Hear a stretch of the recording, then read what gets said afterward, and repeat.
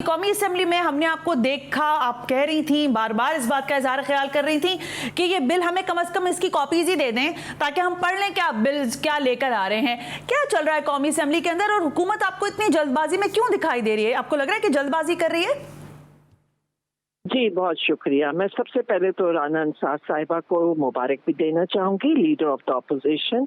इनको पहली खातून leader of the opposition in Sindh assembly हैं और जिसे हमने कम से कम मैंने तो इसी उस पे कि ये खातून को किसी को बना रहे हैं तो इन्हें सपोर्ट करना चाहिए। और जहाँ तक बात है लेजिस्लेशन की, देखिए मेरा ये 5वां टेन्योर था असेंबली में, टेन्योर है और मैंने कभी भी इतने टाइम में हमने देखा है बहुत दफा मेंबर्स को नहीं पता होता कि क्या बिल आ रहा है, पढ़ते नहीं है, वक्त से पहले होता नहीं है।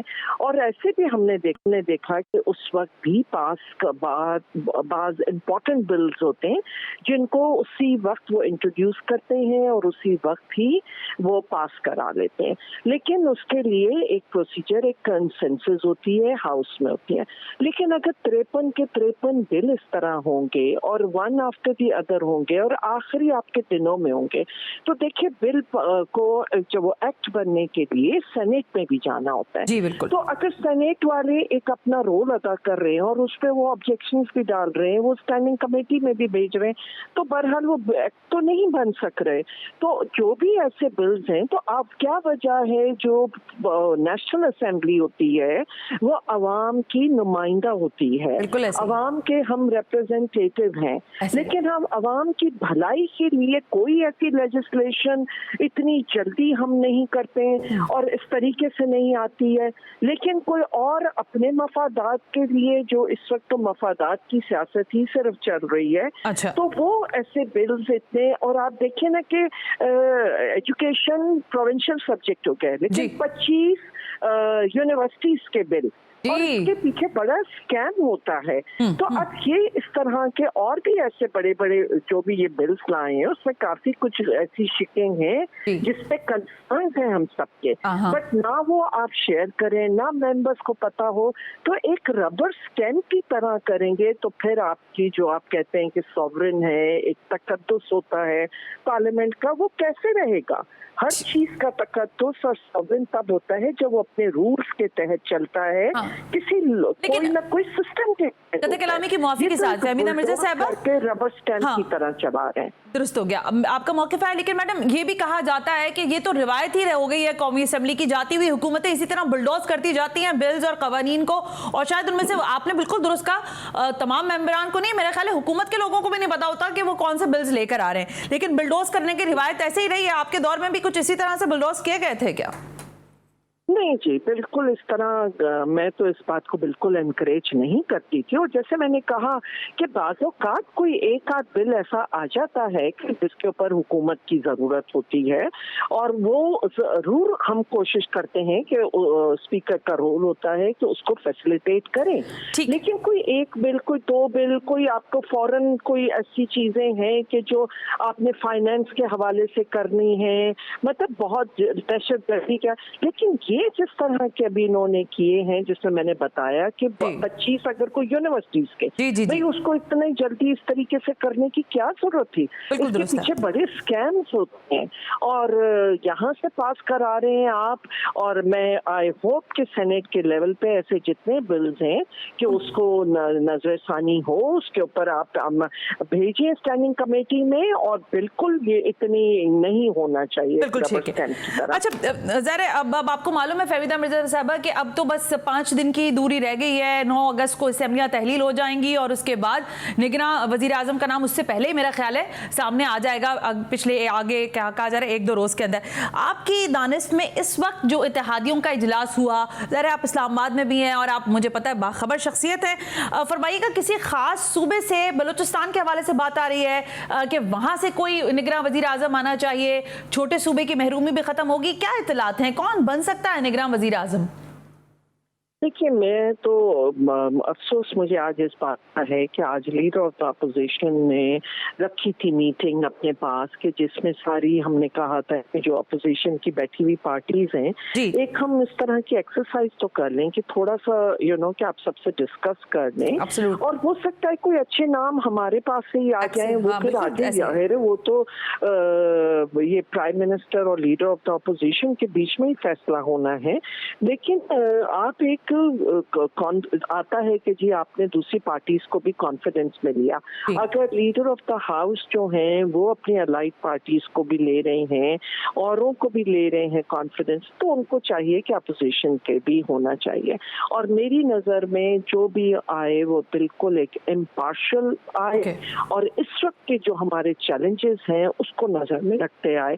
और मेरे ख्याल में इस वक्त कोई इकोनॉमिस्ट होने चाहिए, कोई इकोनॉमी अच्छा। के हवाले से, Okay. क्योंकि जब आपने वो शिक डाली ली है उसमें के इंटर्म केयरटेकर सेटअप जी, में जी। जब आपने डाला है कि आपके जो भी प्रोजेक्ट्स चल रहे हों और वो तो उनको आगे मतलब वो ले जा सकें, तो उसलिए फिर कोई उसी किस्म के आने चाहिए। बिल्कुल ठीक है। एंड रादर देन कि आप कोई इम्पार्शियल ले आएंगी हो तो ज्यादा बेहतर होगा, आवाम को भी कॉन्फिडेंस आएगा और हम सबको ओके, कॉन्फिडेंस अब आएगा। फहमीदा मिर्जा साहब, अब मेरा ख्याल है इसका जवाब हाँ या ना में आप नहीं देंगे, लेकिन मैं फिर भी पूछ लेती हूँ। ये फरमाइएगा कि अपोजिशन लीडर है की हैसियत से राजा रियाज साहब की शख्सियत पर आपको एतमाद है, आपकी जमात को एतमाद है? मैं राजा रियाज साहब से एक अच्छा मेरा पुराना वास्ता रहा है, मेरे कॉलीग रहे हैं, तो मैं उनको शख्सियत के हवाले तो वो नहीं कह सकती। लेकिन जब आप मीडिया पे आके ये बात कहते हैं मैंने उनसे टिकट लेके इलेक्शन करनी है नेक्स्ट, सबको ये बात मालूम है।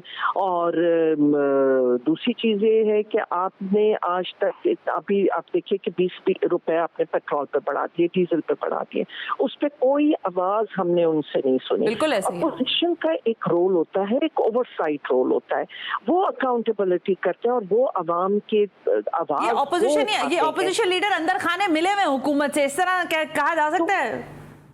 जी, मैं यही समझती हूँ कि अगर उन्होंने आगे इलेक्शन भी उधर उसी प्लेटफॉर्म से करनी है तो उन्होंने जो भी पीएम ने कहना है उसको कर लेंगे। हालांकि ठीक है, जिसमें मुझे इस हवाले से नहीं है कि अगर पीएम की चॉइस का, लेकिन आपकी कुछ तो एक्सरसाइज होनी चाहिए, कोई ना कोई नाम तो होने चाहिए अपोजिशन की तरफ से, फिर इन द एंड जो भी दोनों का कंसेंसस हो जिस बात पे, तो वो हो जाए।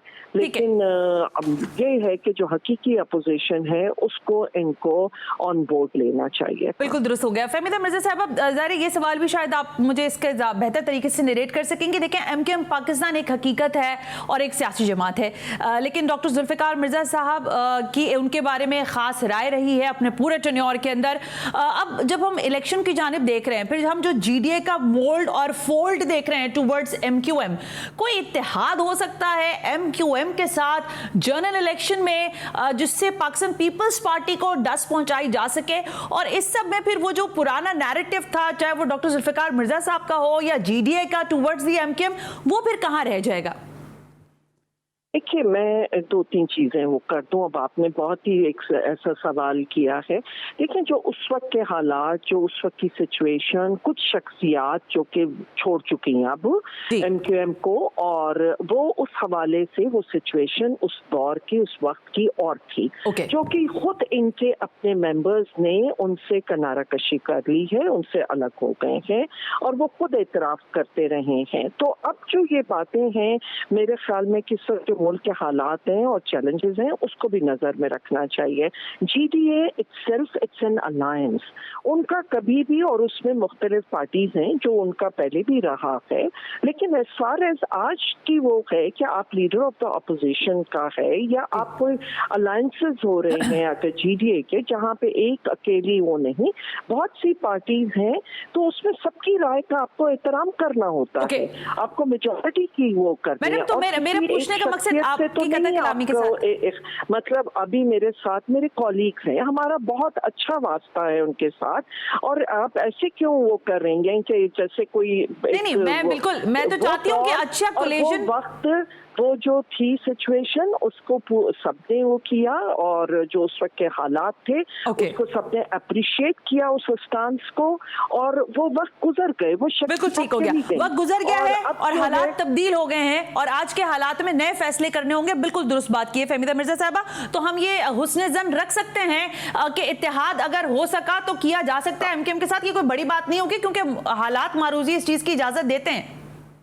देखिए, मैं ये कहती हूँ कि आप प्लीज मेरे जो अल्फाज हैं आप उसी को ही अगर रखेंगी। मेरे कॉलीग हैं, मेरे बहुत अच्छे ताल्लुकात हैं, बहुत अच्छे पढ़े लिखे जो भी लोग हैं उनके साथ बहुत अच्छे, और क्यों हम इस तरीके से उनको वो कर रहे हैं, या आप इस तरह के जो कोई भी सवाल इस तरह के उठे, जो हालात, जो सिचुएशन जो उस वक्त की थी और जो शख्सियात थी, कि उसको तो खुद इन्होंने उनसे डिसोन कर दिया है, ठीक हो गया, उनको डिसोन कर दिया, क्लियर हो गया, तो वो तो बात ही खत्म हो गई, बात खत्म हो गई है फहमीदा मिर्जा साहिबा। लेकिन एक बात खत्म नहीं हो रही है और वो है इस वक्त जो चेयरमैन पीटीआई हैं उनकी बात खत्म नहीं हो रही है। तोशा खाना का केस जो है उनके लिए तलवार बनता जा रहा है। आपको लग रहा है कि जनरल इलेक्शन से पहले पहले पीडीएम की इत्तेहादी हुकूमतें चेयरमैन पीटीआई को पाबंदे सलासल करेंगी या उनको नाअहल करवा देंगी और फिर मामलात आगे चलेंगे? आपको कुछ इस तरह की वाइब्स हैं? देखिए, मैं सबसे पहले तो ये कह दूं कि आज जो मुल्क के हालात हैं उसको सबसे पहले सबको नज़र में रखना चाहिए, और इस चीज़ से कि हमारे किसी से इख्तलाफ नहीं है, हमारा सबके जो भी पार्टीज बैठी हैं उन सबको साथ बैठ के फैसला करना पड़ेगा। एमक्यूएम में एक अर्बन की पार्टी और एक हकीकत है, और जहाँ तक आपने उसकी बात की है पीटीआई के चेयरमैन के हवाले से, वो उनके जो भी मैटर्स हैं वो कोर्टों में है और कोर्टों से इंसाफ की उनको भी उम्मीदें हैं, लेकिन जो हालात हैं कि हम जो भी सब जुडिस मैटर्स हैं उसको मैं कहती हूँ कि आप लोगों को डिस्कस भी नहीं करना चाहिए। जो चीज़ है जो फेयर है, जो इंसाफ होना चाहिए, हमें सबको अपनी जुडिशरी पे भी एतमाद होना चाहिए। और आज जो मुल्क के हालात मैडम ऐसा है नहीं ना, आप देखें ना, आप बिल्कुल दुरुस्त बात सम की जानिब बात कर रही हैं, लेकिन कतई कलामी के साथ हालात ऐसे हैं नहीं ना। एक रिजवाना बच्ची जो आप देख रहे हैं कि ज़ाहिर एक जज के घर में ही वो बच्ची जो है तशद्दुद का निशाना बनी है, उन्हीं खातून जज की जो वाइफ थी उन्होंने उनको इन्फ्लुएंस किया है। तो अदालतों से और चीज़ों से इंसाफ की तवक्को तो हमें है, लेकिन इंसाफ होता दिखाई नहीं दे रहा है। इसमें एक अहम सवाल है। दूसरा, मुझे ये जवाब जरूर दीजिएगा कि आपको लग रहा है कि इन हालात में जबकि इंटरिम सेटअप के लिए एक नया ज़ाहिर है पूरी तरह से तरमीम की गई, क्या जनरल इलेक्शन वक्त पर होंगे या ये आगे बढ़ सकते हैं? आपकी राय इस पर क्या है? अब आपने 2-3 सवाल बीच में कर लिया और जिसका एक से दूसरे से कोई ताल्लुक नहीं है। जी। मैं सबसे पहले तो जो उनके साथ बच्ची के साथ हुआ वो बहुत अफसोसनाक है, बहुत तकलीफदेह है, लेकिन जो ये चीज़ हम जो करते हैं ये भी एक प्रेशर बिल्ड करने की बात है। हम यस जस्टिस होते नजर आना चाहिए, बिल्कुल उस बच्ची को इंसाफ मिलना चाहिए, उसके घर वालों को, इन सबको, उनकी वालदा को इंसाफ मिलना चाहिए, और जब वो बच्ची जरा बेहतर हालात में आए तो वो हकीकत बताएं। लेकिन जहां जो है कि हमें कोर्टों के ऊपर जरूर वो रखना चाहिए इत्मीनान, और इस तरह हम एकदम ब्लाइंडली हर चीज पे वो ना करते हैं। लेकिन डेफिनेटली मैं उसको स्ट्रांगली कंडेम करती हूँ जो उस बच्ची के साथ हुआ, और खुदा करे कि वो सारी अच्छी उनको सेहत दे अल्लाह, और वो हमें बता सकें कि क्या हुई सूरत हाल। उसके अलावा आपने बात की कि जो तरमीम आई है और इलेक्शन होते, देखिए बहुत सारे इश्यूज हैं और इस कतर कॉन्स्टिट्यूशनल अभी इन्होंने क्राइसिस पैदा कर दिए हैं, और जिसमें ये जो मौक़िफ़ है कि आपकी न्यू सेंसस, देखिए अरबों रुपए को 35 अरब के आपने खर्च किए हैं ऑन सेंसस पे, और जो इन्होंने एमक्यूएम ने भी यही बात की है कि सेंसस के हवाले से कि न्यू जो भी आई है उसमें बलूचिस्तान की सीटें भी बढ़ रही हैं, तो उसके लिए कोई हल निकालना चाहिए। अब इन्होंने कल सीसीआई की मीटिंग बुलाई है, और पिछली जो सीसीआई की मीटिंग, क्योंकि वो मैंने भी अटेंड की थी, उनका ये फैसला था कि न्यू सेंसस के तहत इलेक्शंस होंगी, तो इन चीजों को भी नजर में रखना चाहिए। मेरा मौक़िफ़ इस पे बिल्कुल एक क्लियर है कि इलेक्शन से ज्यादा जरूरी है कि एक फेयर ट्रांसपेरेंट इलेक्शन हो जिसमें लोगों का एतमाद बहाल हो, क्योंकि इस वक्त जिस तरह लोकल गवर्नमेंट इलेक्शन में हुई है उसने टोटली कॉन्फिडेंस को इरोड किया है, लोगों का एतबार खत्म होता जा रहा है, है, इलेक्शन प्रोसेस में एतबार खत्म होता जा रहा है और ये बड़ी कंसर्निंग बात है।